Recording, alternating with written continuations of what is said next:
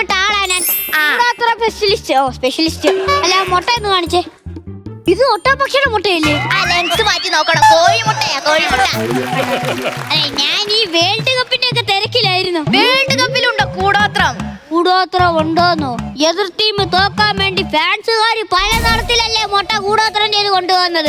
നീല, മഞ്ഞ, ചുവപ്പ്, അതി പലതും ഞാൻ ഓടി നടന്ന് നിർവീര്യമാക്കി. എന്നാ ആ മുട്ടയും കൂടെ ഒന്ന് നിർവീര്യമാക്കി തരണം. ഇതുപോലായിരുന്നു നമ്മുടെ ദിവാകരൻ മുതലാളിയുടെ വീട്ടിൽ.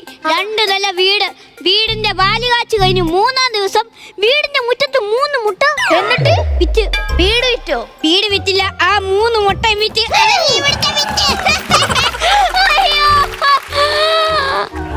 അല്ലേ കൂടോത്രം ചെയ്തേ. നമുക്കത് പരിഹരിക്കാം. നിങ്ങൾക്ക് ഇപ്പൊ കൂടോത്രം മാറ്റണം. അതിന് 101 മുട്ട വേണം. ഈ മുട്ട നമ്മുടെ വീടിന്റെ 4 ഭാഗത്തും കുഴിച്ചിടണം. പിന്നെ ബാക്കി വരുന്ന മുട്ട നമ്മൾ നടക്കുന്നിടത്തെല്ലാം കുഴിച്ചിടണം. ഒരു മുട്ട കിട്ടിയതിന്റെ പേരിലാണ് ഇപ്പൊ പറമ്പ് നിറച്ചും മുട്ട വെക്കേണ്ട അവസ്ഥയായി. അല്ല, പിന്നെ വേറൊരു കാര്യം കൂടി ചെയ്യണം. എല്ലാ ബുധനാഴ്ചയും 51 മുട്ട വാങ്ങിച്ച് ഇല്ല സ്റ്റെപ്പേൽ അടിച്ച് പൊട്ടിക്കണം. ഈ മുട്ട മേടിക്കുമ്പോൾ കവലയിലുള്ള ബീനയുടെ കടയിൽ നിന്ന് തന്നെ മേടിക്കണം. അതെന്തിനാ? കാരണം ഈ ബീന എന്റെ ഭാര്യ 10 രൂപ കൂടെ കിട്ടുന്നുണ്ട്. ഏത്?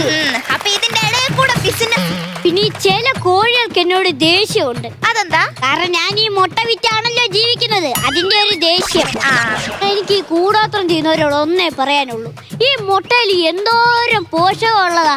അതായത് ഈ മുട്ട ഇവർക്ക് കൂടോത്രം ചെയ്യുന്ന സമയത്ത് ഇവർക്ക് പുഴുങ്ങി തിന്നാ പോരെ.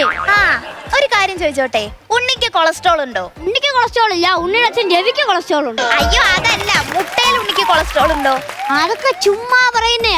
അല്ലെങ്കിൽ ഇത്രേ ഉണ്ണിയായിട്ട് നടക്കുന്ന ഈ പെടക്കോഴിയൊക്കെ എന്നേ ചാവേണ്ടതല്ലേ കൊളസ്ട്രോൾ വന്നു. അത് ശരിയാ. അതെ, പൊരുന്തം കോഴിയുണ്ടോ? എന്തിനാ? അല്ല, ഈ പൊരുന്തം കോഴി ഉണ്ടെങ്കിലേ ഇനി പറമ്പിൽ ആരേലും കൂടോത്ര മുട്ട വെക്കുവാണെങ്കിൽ നമുക്ക് ഈ പൊരുന്തം കോഴി എന്ന് അതിനടയിരിക്കും. അപ്പൊ നമുക്ക് കൂടോത്ര മുട്ട കണ്ടുപിടിക്കാൻ എളുപ്പമാവും. അങ്ങനെ കൂടോത്രക്കാരി വരുന്നുണ്ട്. കൂടോത്രക്കാരി ഇതാരാന്നോ? കൂടോത്രം ചെയ്ത മുട്ട ബുൾസൈ അടിച്ച് തിന്നുന്ന ആളാ. അതാണ് ചുട്ട കോഴിയെ പറപ്പിക്കുന്ന ആളെന്നല്ലേ പറയുന്നത്. അതിനിവിടെ ചുട്ട കോഴി ഉണ്ടോ? മുട്ടയല്ലേ ഉള്ളൂ. അപ്പൊ അത് വെച്ച് നമുക്ക് അവിടെ പേടിപ്പിക്കാം. താനാണല്ലേ മുട്ടയിൽ കൂടോത്രം ചെയ്യുന്നാൽ. എടോ, തനിക്ക് 10 മുട്ട കിട്ടിയ അട വെക്കാൻ പാടില്ലേ?